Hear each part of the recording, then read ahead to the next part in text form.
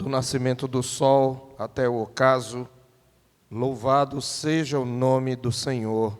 Amém. Nós estamos dando um pulo pelo propósito que nós temos. O alvo é nós falarmos sobre a educação dos filhos da aliança.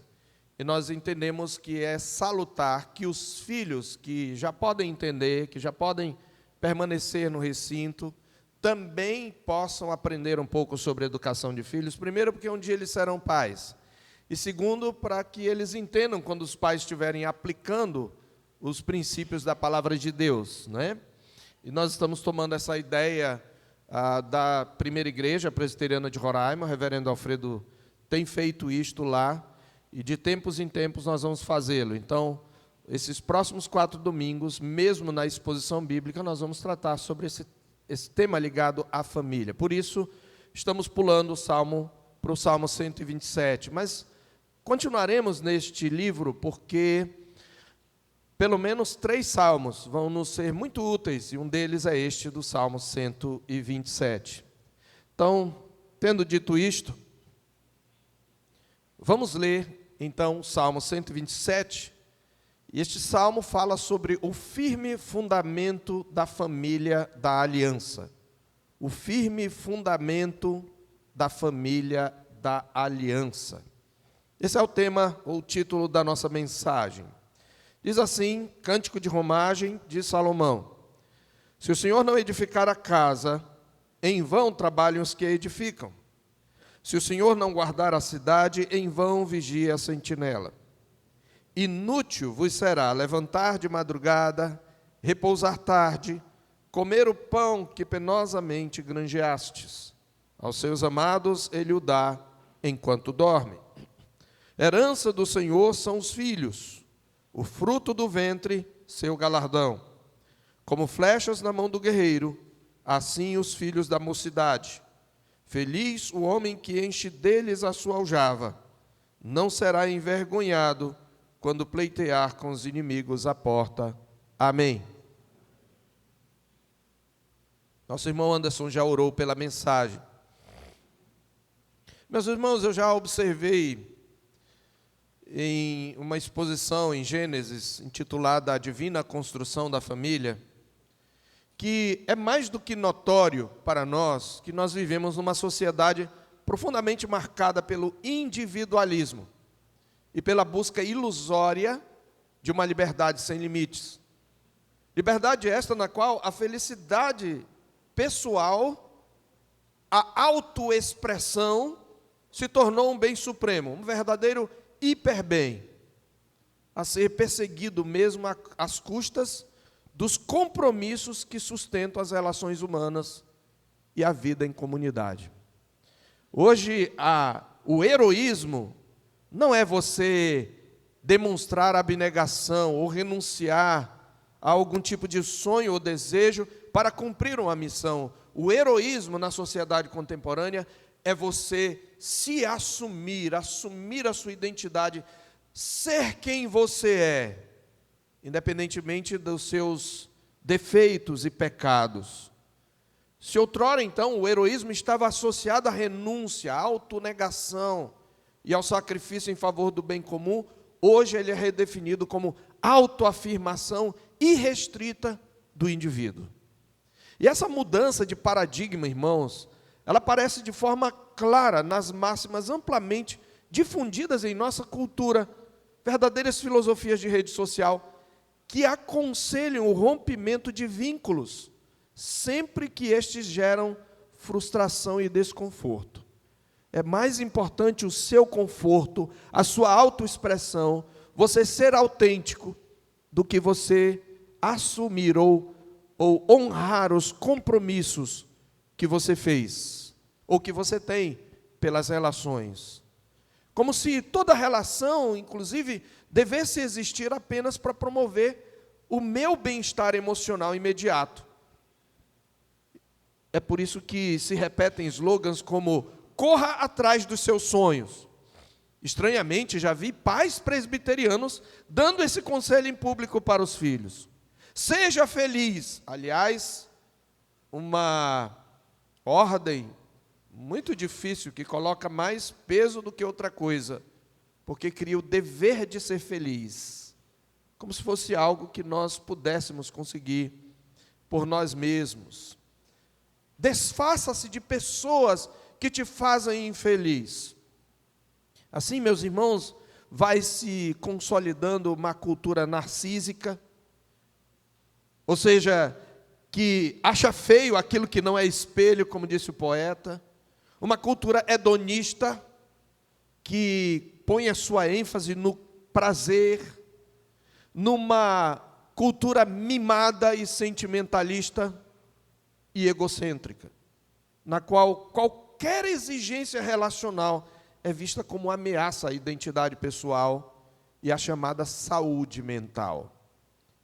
É nesse cenário, irmãos, que surge o primeiro grande desafio à família contemporânea. Em um contexto de laços cada vez mais frouxos, a primeira grande vítima institucional é a família. Isso, meus irmãos, porque abandonados aos próprios afetos, homens e mulheres tornam-se cada vez mais solitários e despreparados para construir relações duradouras. Os relacionamentos passam a ser, como disse Bauman, líquidos, sustentados por uniões temporárias, orientadas, sobretudo, pela busca da satisfação, especialmente sexual. Quando os afetos oscilam, a relação se desfaz. Eu não estava mais feliz. Não surpreende, portanto, que essa lógica atinja também os crentes, entre os quais as separações, os divórcios se multiplicam e hoje, estatisticamente, são quase iguais aos divórcios, ao número de divórcios do mundo. E isso acontece sempre que uma ou ambas as partes deixam de se sentir satisfeitas. Esse processo, irmãos, foi ainda mais agravado pela destruição do próprio conceito de família. Ao redefinir o casamento como uma instituição essencialmente afetiva, cujo objetivo seria exclusivamente a felicidade dos indivíduos, eliminou-se a dimensão moral e pactual da família. Quando a família passa a ser entendida como qualquer arranjo, meus irmãos, baseado em afetividade simplesmente, abre-se caminho para múltiplas configurações marcadas pela ausência de compromisso real. E o resultado não é aquela prometida riqueza afetiva, mas uma crescente pobreza afetiva, acompanhada de medo do compromisso, de banalização do abandono e de profundas feridas emocionais, sobretudo nos filhos desses relacionamentos instáveis. Como adverte a Escritura, no Salmo 11:3, ora, destruídos os fundamentos, que poderá fazer o justo? Esse é o primeiro grande desafio, portanto, e eu estou ainda na introdução. O grande desafio da família contemporânea, sobretudo da família cristã, é a corrosão dos fundamentos que sustentam o compromisso, a permanência e a responsabilidade no âmbito familiar. Vou repetir. O primeiro grande desafio, tem muitos desafios, mas eu quero apresentar dois. O primeiro grande desafio que temos como família, que temos que enfrentar, é a corrosão dos fundamentos que sustentam o compromisso, a permanência e a responsabilidade no âmbito familiar. Mas há um segundo desafio, mais sutil e igualmente perigoso e mais presente nas famílias cristãs. Porque ele não se limita ao mundo secular, ele alcança o povo de Deus. Nós vivemos também numa época de intensa ansiedade em torno do lar.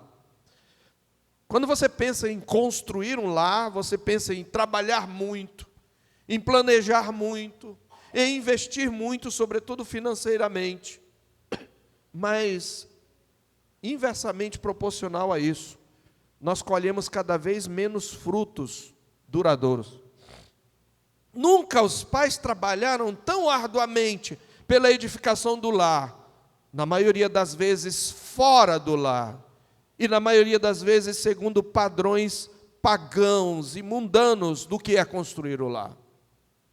Os homens saíram primeiro, já na primeira revolução industrial, mas agora estando na quarta revolução industrial, as mulheres também saíram. Então, por causa desse esforço, mas numa mentalidade mundana, famílias se fragmentam, lares se esvaziam e filhos passam a ser vistos, inclusive, como fardo e não como bênção. E a igreja, meus irmãos, sente diretamente os efeitos desse colapso doméstico. O que se revela, então, é que até mesmo muitos crentes procuram construir suas famílias sobre fundamentos terrenos e pagãos, baseados em eficiência, em prosperidade material, em sucesso profissional e em realização pessoal, e não sobre a dependência consciente do Senhor da aliança e do trabalho para o louvor da sua glória. Então, esse é o segundo desafio que a família contemporânea, sobretudo a família cristã, enfrenta.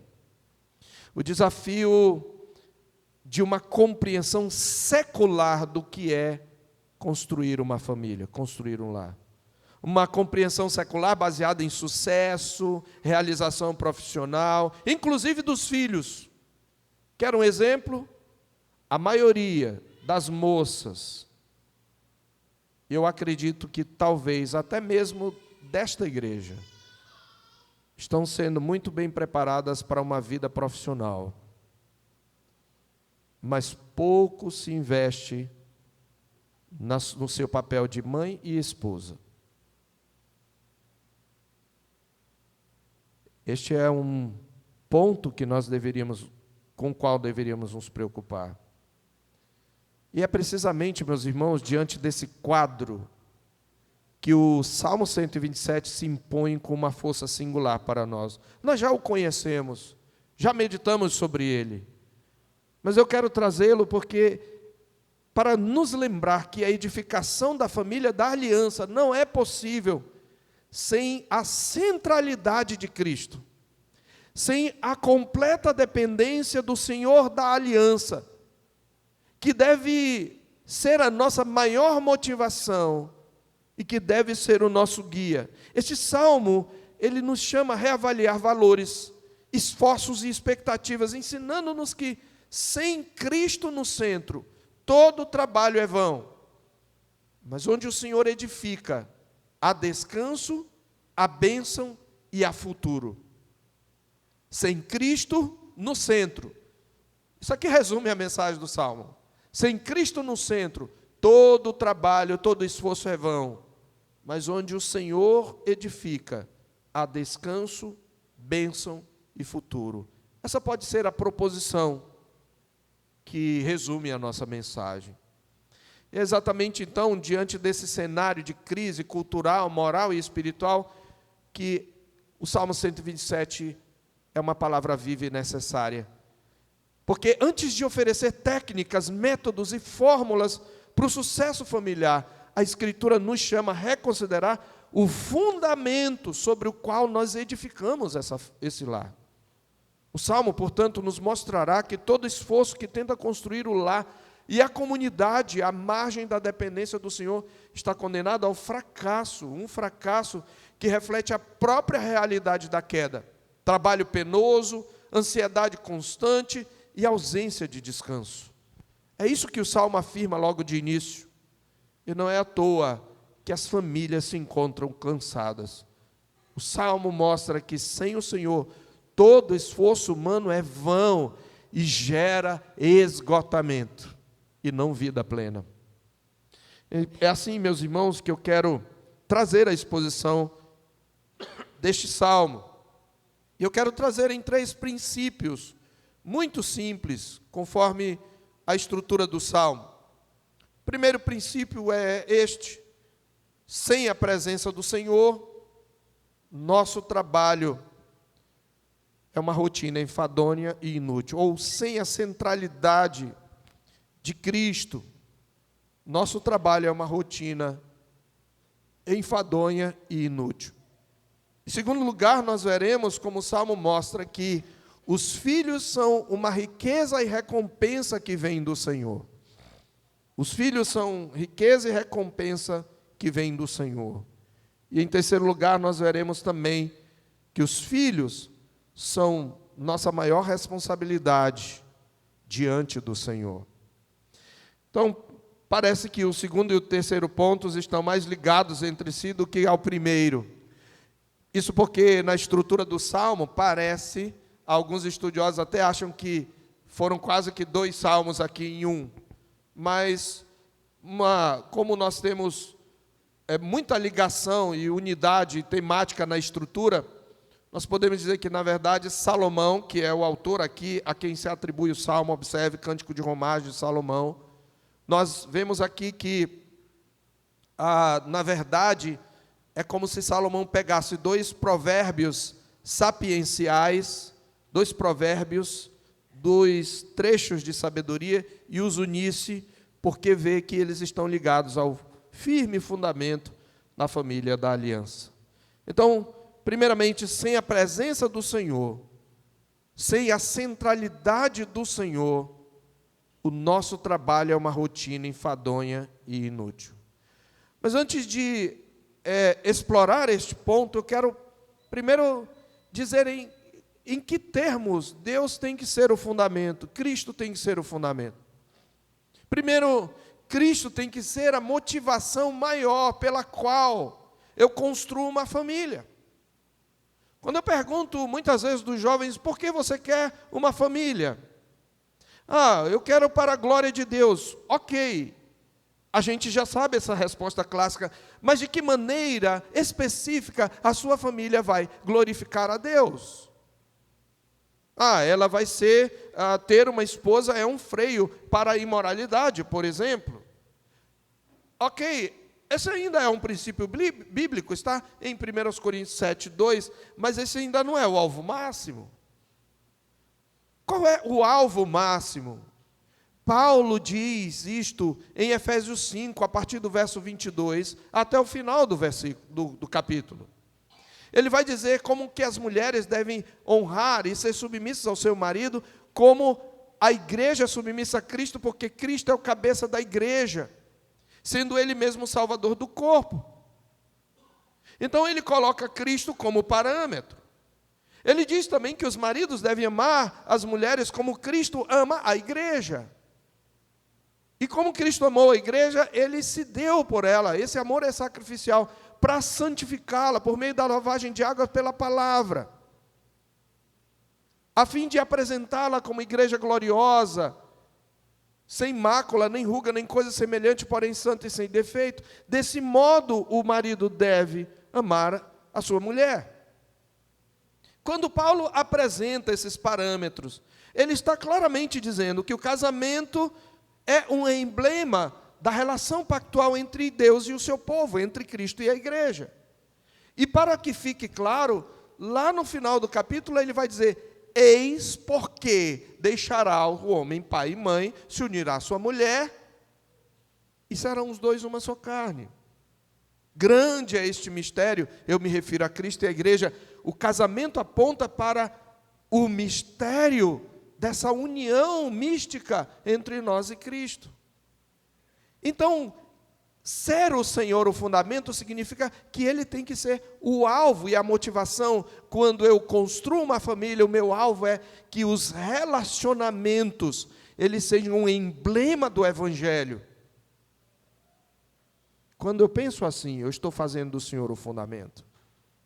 Mas também, ter o Senhor como fundamento significa que eu não vou colocar nessa edificação nada fora de Cristo, nada fora da sua palavra.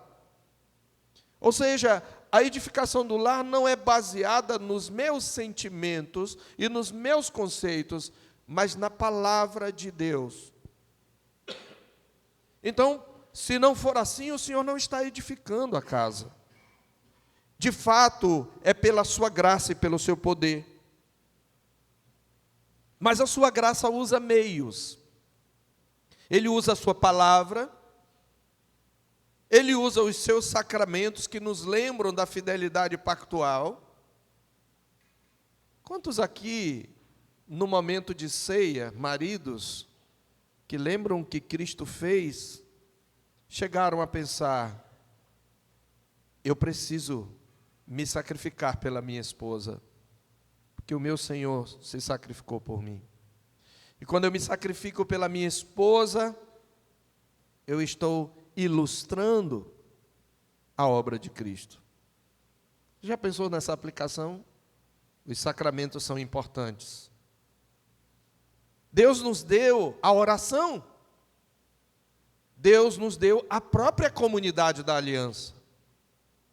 Então, o Salmo, tendo conceituado, para vocês entenderem o que é se o Senhor não edificar, o Salmo inicia com uma afirmação solene e repetitiva.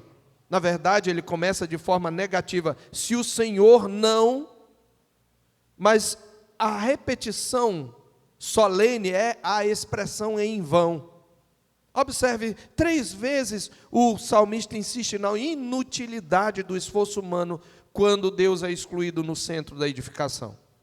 Ele diz: se o Senhor não edificar a casa, ele está afirmando algo pela negação do seu contrário. Ele está dizendo algo sobre o Senhor edificar a casa, mostrando se isto não acontecer. Ele diz: em vão trabalham os que edificam. Se o Senhor não guardar a cidade, segunda vez, em vão vigia a sentinela. E no verso 2, aqui ele mudou, o tradutor mudou, mas é a mesma expressão: em vão vos será levantar de madrugada, repousar tarde, comer o pão que penosamente grandeastes. 3 vezes ele está dizendo que o esforço, toda técnica, todo trabalho árduo, ele é inútil quando Deus é excluído do centro. E um ponto interessante aqui, que seria um comentário exegético para nós enriquecermos esta exposição, é essa palavra casa. Ele diz: se o Senhor não edificar a casa. Essa palavra casa, na cultura hebraica, ela tem uma aplicação tripla. Casa, primeiramente, é a palavra usada para se referir à família. Ele não está falando de construção, propriamente, de um edifício, mas ele está falando da família. Falava-se da casa de Arão, da casa de Davi, né? Da casa de Abraão, significa a família deles. Mas também, casa é uma expressão para se referir a uma dinastia real. Deus, lá em 2 Samuel, capítulo 7, quando ele faz a aliança com Davi, ele diz: o Senhor te fez saber que ele te estabelecerá, ele te edificará uma casa. Ele está falando, haverá uma descendência real, que vai permanecer para sempre, inclusive trazendo uma promessa da vinda de Cristo. Então, casa, lembrando que é Salomão, é também dinastia, num contexto davídico e messiânico. Casa tem esse peso teológico messiânico. Mas, em terceiro lugar, a palavra casa também era usada para o templo, especialmente relevante no período pós-exílico. O templo é chamado de casa do Senhor. De fato, a igreja é a casa do Senhor. Paulo mesmo se refere à igreja viva como casa de Deus. Lembra lá em 1 Timóteo 3, se eu não for, que tu saibas como proceder na casa de Deus, que é a igreja do Deus vivo, coluna e baluarte da verdade. Então, casa aqui se refere à família, mas se estende para o reino messiânico e também aponta para o templo, a casa de Deus.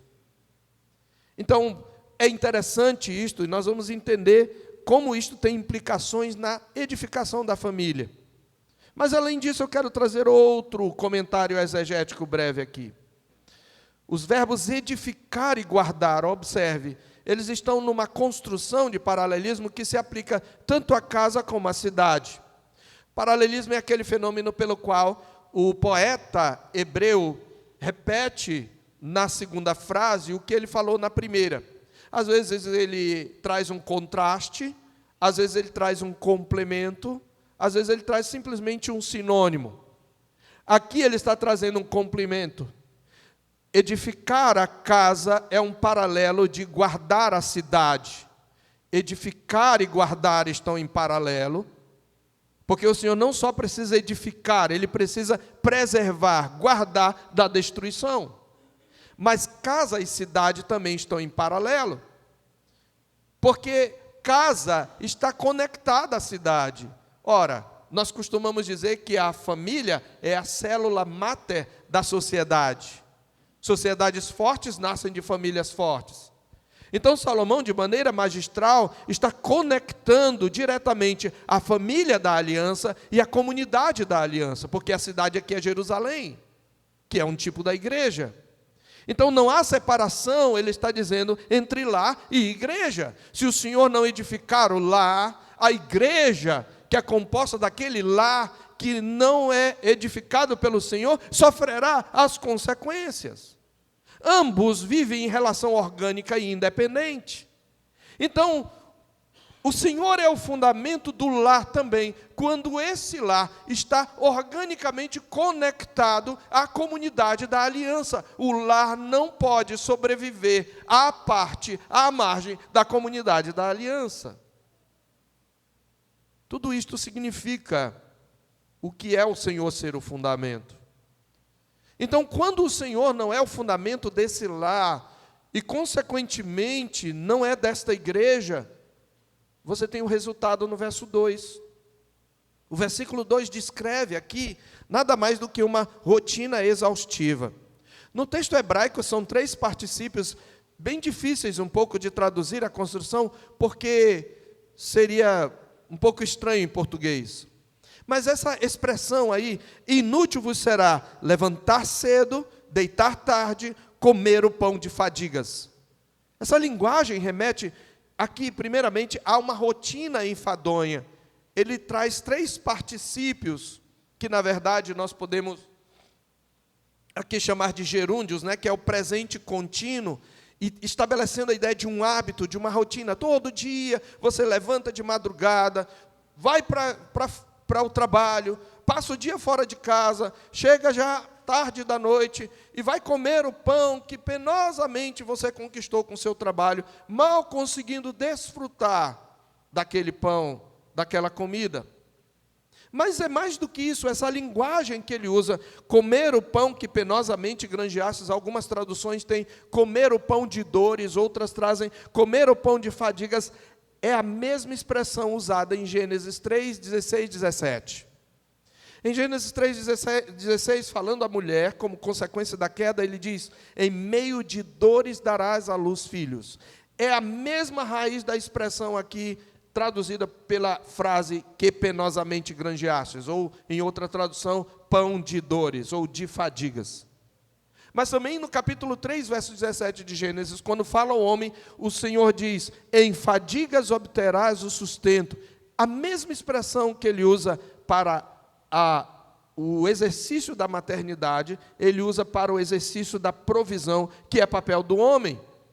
E o que o autor está dizendo, o que Salomão está dizendo, quando você se esforça, trabalha de madrugada, repousa tarde, com base em motivações seculares, esquecendo da prioridade de Deus na sua vida, na vida do lar, o trabalho que deveria ser vocação e bênção, transforma-se em uma obsessão angustiante, porque foi divorciado da confiança em Deus. Aqui, citando indiretamente, de maneira livre, Alan Harman, no seu comentário de Salmos, ele descreve, o salmista está descrevendo alguém consumido por aquela ansiedade, que trabalha sem descanso e mesmo assim colhe tristeza em vez de alegria. Desfruta ou prova do amargor da queda. O contraste é muito claro aqui. O sono é a dádiva do Senhor aos seus amados, sinal da sua graça e cuidado fiel. Mas o homem obcecado pelo sucesso, pela carreira, por uma estabilidade financeira, ele prova da fadiga de Adão. Aos seus amados, diz o Senhor, ele o dá enquanto dorme. Qual é a lição aqui, resumindo em uma frase? quando Deus não atua em nossos projetos familiares, até nossos melhores esforços se tornam cansativos, infrutíferos e espiritualmente vazios.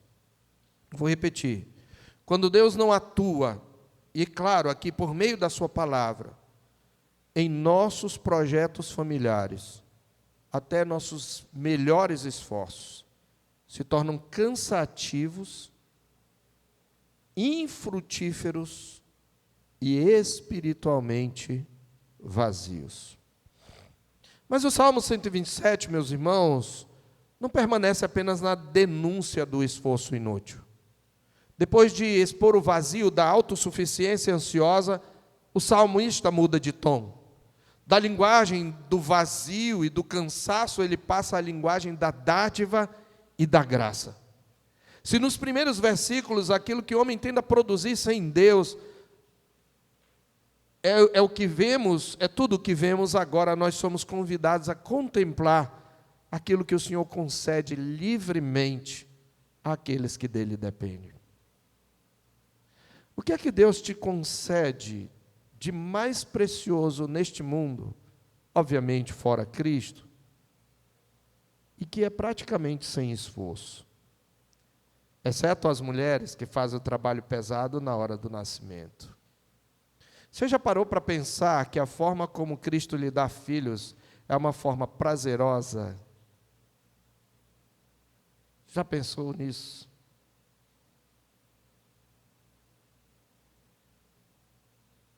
Os filhos são fruto de momentos de prazer e não de esforço. De momento de festa. Isso é muito claro para que fique claro que eles são herança, que eles são riqueza. Não é fruto do teu esforço. Tanto que quando o Senhor fecha o ventre, você pode fazer todo o esforço do mundo. Mas via de regra, no contexto geral, essas coisinhas fofinhas que você afaga no seu colo, mamãe, pense nisso. Não são fruto do seu trabalho. Não vieram por causa da faculdade. Nem porque você acordou de madrugada. Exceto se você acordou para celebrar o amor com seu esposo. Mas isso não é exatamente um trabalho, é? Não é. A gente deveria parar para pensar um pouco nisso. E o salmista nos chama a contemplar, quando ele diz, herança do Senhor são os filhos. Veja, ele está nos convidando a contemplar aquilo que o Senhor concede livremente. Os filhos, sabe como o hebraico começa? Ele diz assim, vejam a herança do Senhor. A palavra hebraica aqui é, eis que herança do Senhor, é como um convite à expressão hebraica. Olhem, contemplem, reconheçam o que o Senhor lhes deu sem esforço. Então, os filhos são chamados, e eles são exatamente uma prova viva, inclusive física, de que o meu lar, a construção do meu lar, depende da ação do Senhor, porque não é fruto do meu esforço. Às vezes até eu nem queria, às vezes até eu estava evitando, mas Deus faz eles furarem o bloqueio e virem quando eu menos espero. E ele diz, olhem que são os filhos, e ele usa 3 termos para descrever os filhos. O termo herança, o termo recompensa ou galardão, e o termo flecha. Herança do Senhor são os filhos. Ele está dizendo que, embora bens materiais também venham da mão do Senhor, ele está afirmando que a verdadeira riqueza do lar está nos filhos. E essa declaração confronta a nossa cultura contemporânea, irmãos, que frequentemente absolutiza a carreira, o conforto e a autonomia individual. Os casais seculares não querem mais ter filhos, eles querem ter, quando muito, um cachorro. E se tiverem filhos, talvez um ou dois. Eu já ouvi de crentes presbiterianos: a gente não quer ter filho, porque a gente quer viajar, a gente quer curtir. Graças a Deus eles mudaram de ideia. Já tem um casal. O texto nos lembra, irmãos, que crescer e multiplicar é simultaneamente uma ordem e uma bênção. Isso está em Gênesis. Deus os abençoou e disse: crescei, multiplicai, enchei a terra. E o foco não é apenas ter filho, mas reconhecê-los como dom gracioso de Deus, confiados aos pais dentro da lógica da aliança. Entretanto, reconhecer os filhos como dádiva não encerra a responsabilidade do povo da aliança. Aquilo que é recebido como herança precisa ser guardado, precisa ser cuidado, precisa receber investimento, e eu não estou falando financeiro. Por isso o salmista aprofunda a imagem e nos ensina que a bênção dos filhos traz também um chamado. Primeiro ele diz: eles são herança, o fruto do ventre, o seu galardão. Herança aponta para algo que você recebeu como fruto da sua relação com aquele que te deu a herança. Então, quando ele diz herança, é algo que outro se esforçou para te dar. Não é isso que é herança? A herança que você recebe dos seus pais é aquilo que eles se esforçaram para lhe dar. Você não conquistou aquilo, você já nasce com aquilo, porque outro trabalhou por você. Então, ele está dizendo que outro trabalhou, outro te deu, mas ele também chama de galardão, porque galardão significa recompensa, uma espécie de salário que o Senhor me dá.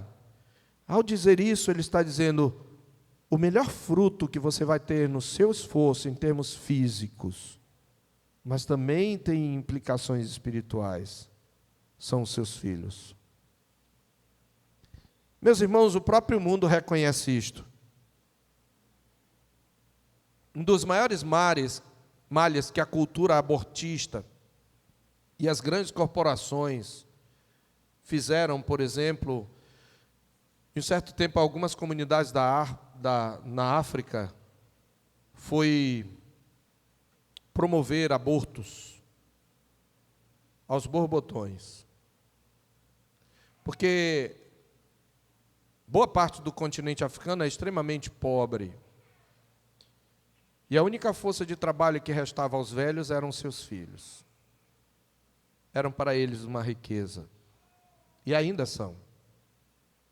E não é à toa que, conforme uma reportagem de talvez uns 4 anos da BBC, mostra que os demógrafos, os cientistas em demografia, olham a África como uma espécie de futuro mundial, porque é a única que, ao que parece, mantém a média de filhos por casal, que mantém o equilíbrio demográfico. Acho que são 2,9 filhos por casal, 3 filhos por casal.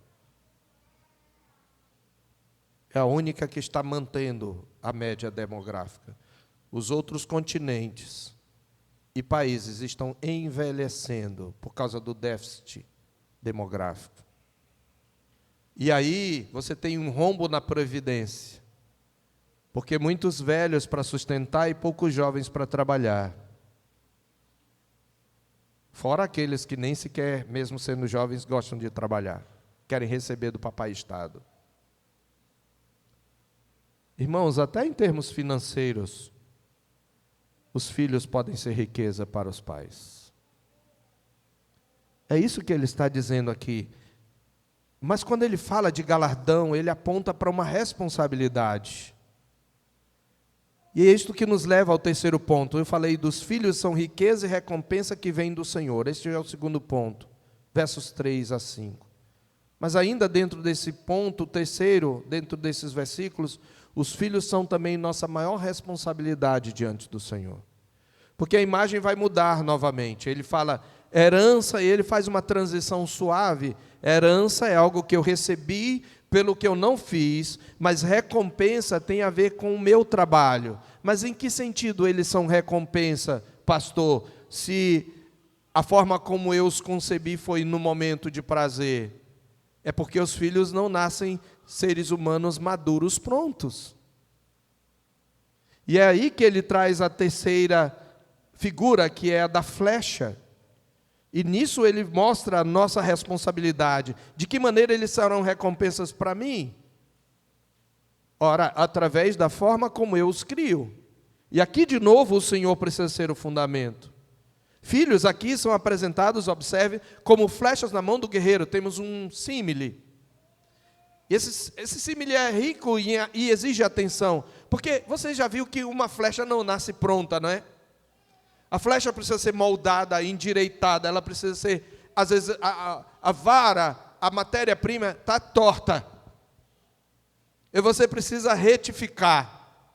A ponta dela não é afiada. Você precisa amolar. Assim também são os filhos. A figura, portanto, aponta para a sua responsabilidade ativa na formação espiritual e moral dos seus filhos, com vistas a um alvo específico, que é a glória do Senhor. Então, aqui se aplica diretamente àquela instrução de Deuteronômio 6, verso 7. Lá diz assim: essas palavras que hoje te ordeno estarão no teu coração, tu as inculcarás aos teus filhos. E essa palavra inculcar significa literalmente afiar. Essa é a palavra hebraica, lá em Deuteronômio 6.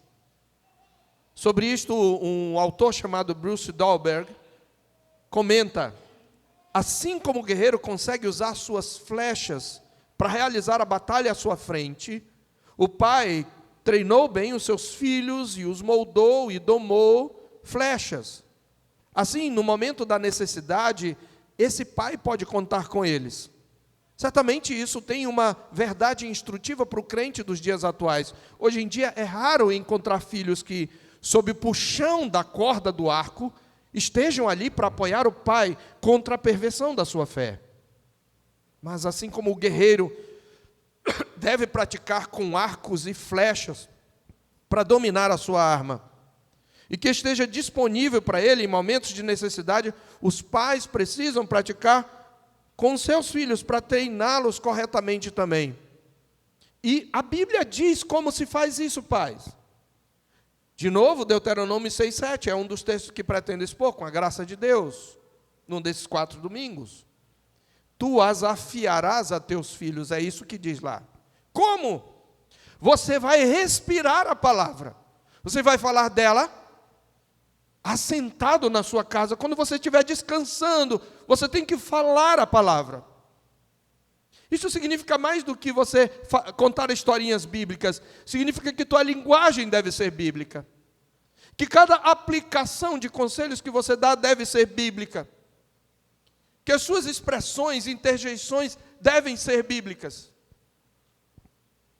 Mas tu falarás também andando pelo caminho, quando for com ele ao supermercado, quando for passear com ele, a palavra tem que estar na tua boca.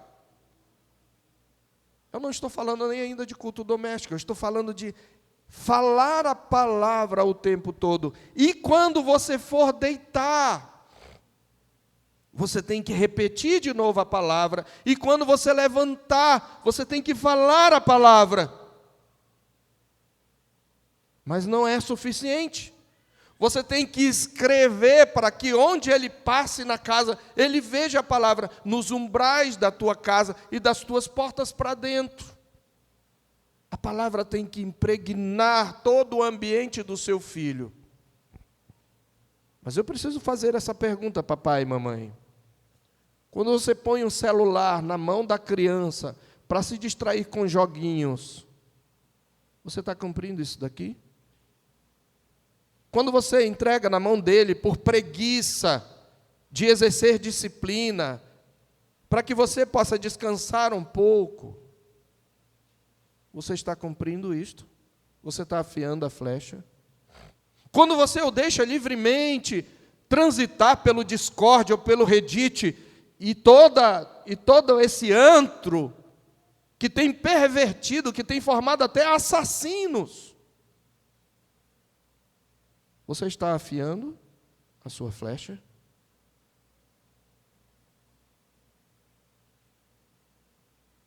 Os filhos, esses que te dão trabalho, que te fazem perder o sono, esse bebê que está no seu colo, é uma flechinha na tua mão, e pode se tornar uma poderosa arma, que inclusive vai ajudar na sua própria proteção.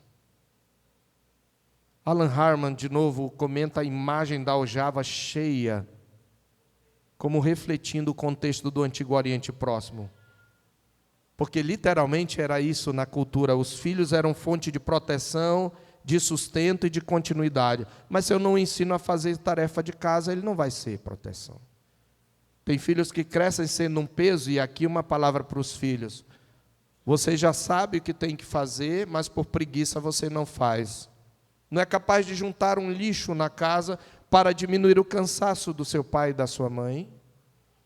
Não é capaz de varrer a casa ou lavar o banheiro. Se você já é um jovenzinho, uma jovenzinha, você começa aprendendo de cedo. Eu me lembro de uma cena em que eu estava junto com a minha amada fazendo faxina. E minha filhinha estava assistindo o desenho animado no quarto. Por pura graça, o Senhor despertou a minha mente. Eu fui até o quarto e falei: filha, nós estamos numa faxina, você está vendo? Eu estou. Filha, não é justo, não glorifica ao Senhor, se os outros estão trabalhando pela limpeza, você está aí, ociosa, assistindo o desenho. Faça alguma coisa. Acho que ela tinha, talvez, 4, 5 anos. E ela foi fazer. Eu me lembro de ter chegado num lugar onde se estavam lavando cadeiras e um filho chorando. E eu perguntei: por que você está chorando, meu filho? Porque eu quero lavar a cadeira e minha mãe não deixa. Eu perguntei: mãezinha, por que não deixa? Ele não sabe. Eu falei: não vai aprender nunca. Deixa o menino lavar a cadeira. Ele está chorando para trabalhar. Às vezes o seu filho até te dá oportunidade. Mas tem criança que não, que é preguiçosa. Você manda fazer, ela faz devagar, arrastando os pés. E se torna um peso em vez de uma flecha. Crianças, jovens, adolescentes, vocês que já entendem, você é um peso ou você é uma flecha? O alvo é que você seja flecha, que você seja útil à família, diminuindo o peso dos pais. É isso que a Bíblia diz. Os filhos não são apenas responsabilidade, eles, depois de se investir, eles são fonte de proteção, de sustento, de continuidade, especialmente em tempos de crise na velhice. Eles não são apenas responsabilidade, porque eles se tornam ativos na vida da família e da comunidade da aliança. Isto fala tanto aos pais, que devem investir. Invista, a Bíblia diz, ensina o teu filho, ou disciplina o teu filho, e ele te dará descanso, dará delícias à tua alma. Mas há filhos em quem os pais investiram, mas não conseguem dar descanso aos seus pais, porque crescem muitas vezes achando que o mundo tem que girar em torno deles. Então eu quero aqui avançar para a aplicação, meus queridos, e perguntar, primeiro aos pais, o quanto você tem investido e qual é o papel que Cristo tem na sua vida, como pessoa mesmo. Porque isso é visto pelos seus filhos, não só no que você fala, mas nas coisas que você faz sem nem perceber que ele está observando. Se o seu filho pudesse responder para mim, o que ele diria? Qual o lugar de Cristo na sua vida? Ele é um meio para você alcançar um fim? É aquele seu amigo de todas as horas que resolve o seu problema? Ou ele é o princípio, o meio e o fim da sua vida? O seu bem maior? O alvo da sua vida? Porque o que ele é para você, muito provavelmente, ele será para o seu filho. A forma como você vem para o culto, como você se prepara para o culto, vai fazer com que o seu filho veja quais são os valores que realmente importam. Mas eu quero fazer uma pergunta também aos filhos. Você, filho, você é flecha ou você é peso? Você já é alguém, você que já tem tamanho, de 5 anos, que já consegue me entender, você ajuda o papai e a mamãe, ou você só faz dele empregados? Você pelo menos agradece? Já chegou para ele e diz: papai, obrigado por tudo que o senhor tem feito? Ou já se ofereceu para ajudar? Ou você se esconde e faz corpo mole? Irmãos, eu tenho visto como a graça de Deus é maravilhosa. Mas essa luz sempre resplandece sobre o fundo do pecado. Eu já vi filhos, eu vejo filhos que não têm nem pais crentes. E que se eles estivessem no mundo, estava tudo bem para os pais, mas eles têm uma consciência de quem é Deus, de quem é Cristo, e uma vida de obediência que é para ser imitada por filhos cujos pais arduamente se dedicaram, e eles insistem em flertar com o mundo. Eles acham tudo aquilo muito ruim. Eles não conseguem entender que os limites que os pais colocam é por amor. Eles não estão edificando a casa tendo o Senhor como centro. À medida que vocês crescem, filhos, a responsabilidade de vocês aumenta. Eu acho interessante que tem filhos que querem ser tratados como adultos, mas se comportam como crianças. Você precisa assumir responsabilidades por conta própria, a partir dos valores da Escritura. Pare e pense. Esse pecador, essa pecadora que criaram você, estão ou não estão fazendo o melhor que podem? Você já percebeu que às vezes eles nem sabem se estão fazendo certo?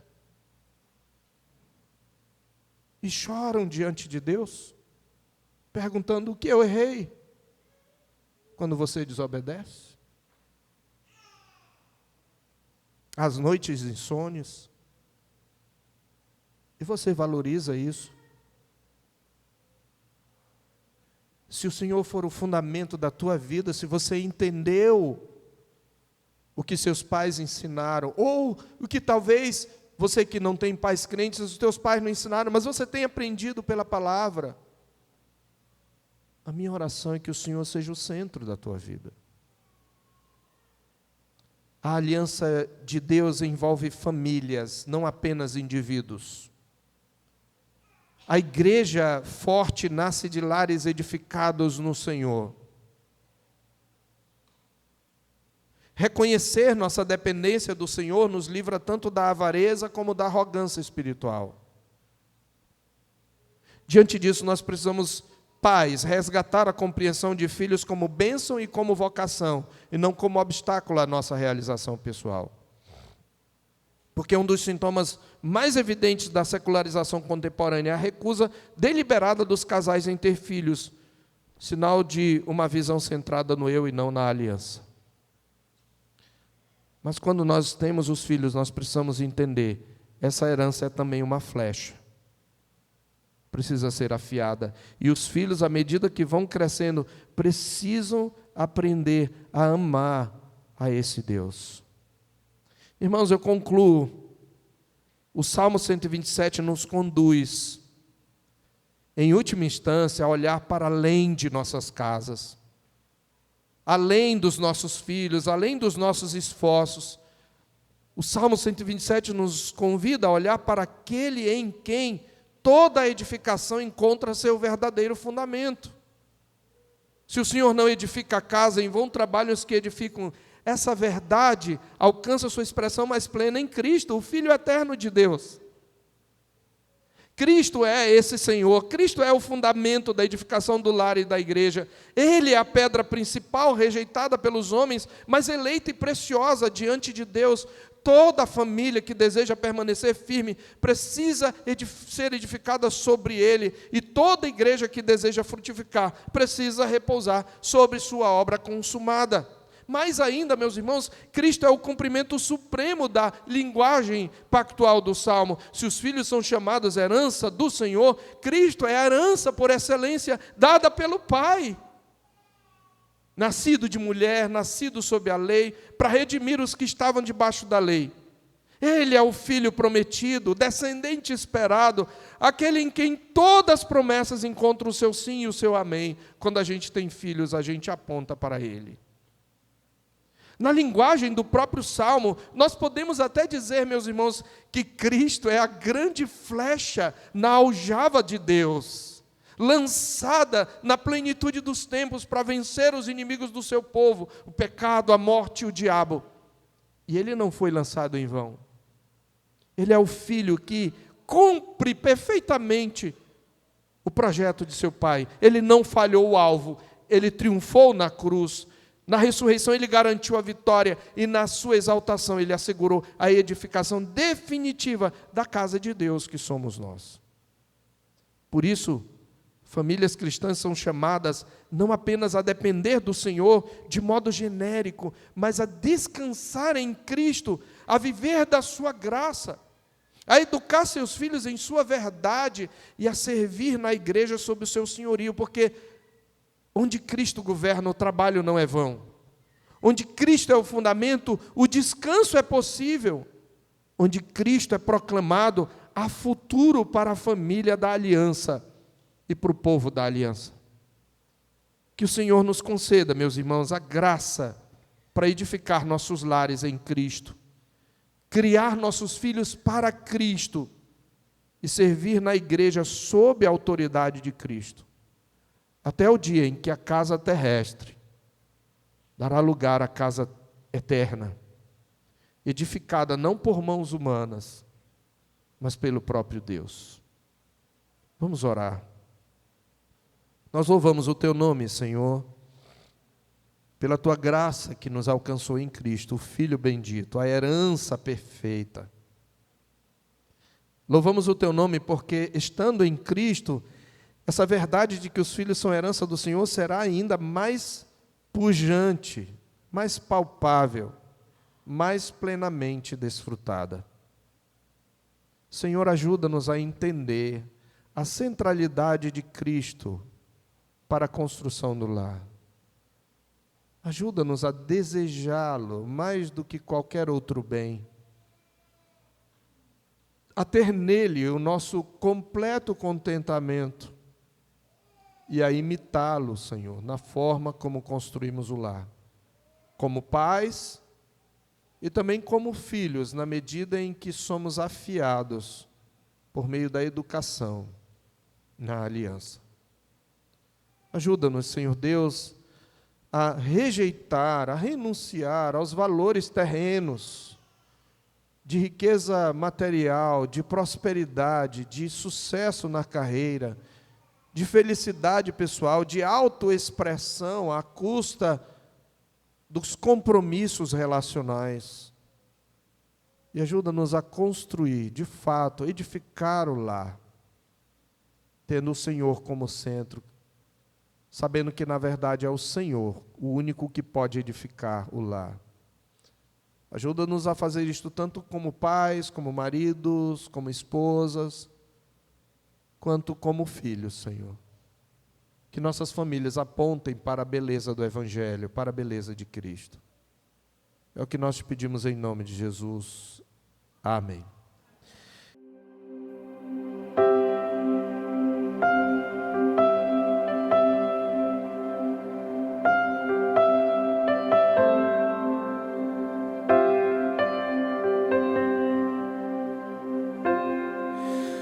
Tu és bem-vindo aqui.